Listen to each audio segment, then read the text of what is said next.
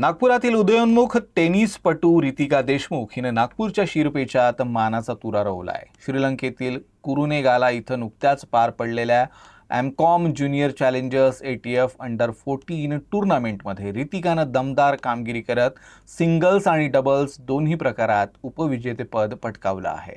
नागपुरातील रितिका देशमुख हिनं भारताबाहेर झालेल्या आपल्या पहिल्याच आंतरराष्ट्रीय स्पर्धेत सहभाग घेतला आणि संपूर्ण आठवडाभर धैर्य, सातत्य आणि परिपक्वतेचं उत्कृष्ट दर्शन घडवलं। सिंगल्सच्या अंतिम सामन्यात तिनं अव्वल मानांकित खेळाडू विरुद्ध जोरदार लढत दिली, मात्र 4-6, 4-6 अशा फरकानं तिला पराभव स्वीकारावा लागला। मात्र ती उपविजेती ठरली। याचबरोबर डबल्समध्येही तिनं दमदार कामगिरी करत उपविजेतेपद पटकावलं। परदेशातल्या पहिल्याच स्पर्धेत आंतरराष्ट्रीय पातळीवर 2 अंतिम फेऱ्यांमध्ये मजल मारणं ही मोठी कामगिरी असून हा क्षण सिन्सिअर टेनिस अकॅडमीसाठी अत्यंत अभिमानाचा आहे। दरम्यान रितिका नागपुरात आली असता तिचं दमदार स्वागत करण्यात आलं।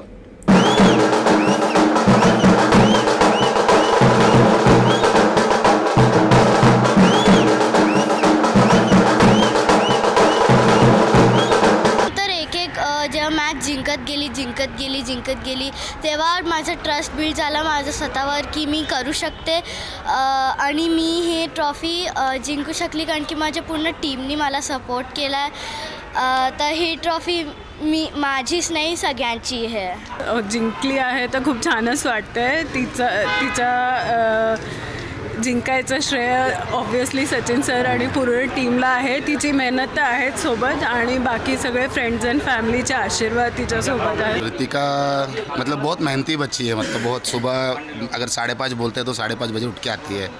दोपहर को अगर मैं 2:30 बजे बोलता हूँ तो 2:30 बजे आ जाती है। बहुत मेहनत करती है, बस हार्ड वर्क है और अच्छा कर रही है। और मेरे को बहुत खुशी है कि आगे की अभी हम ITF इंटरनेशनल लेवल पे जाने की कोशिश करेंगे। आगे अभी हम एशिया में खेल रहे हैं, अब इंटरनेशनल लेवल पे और ऊपर जाएंगे।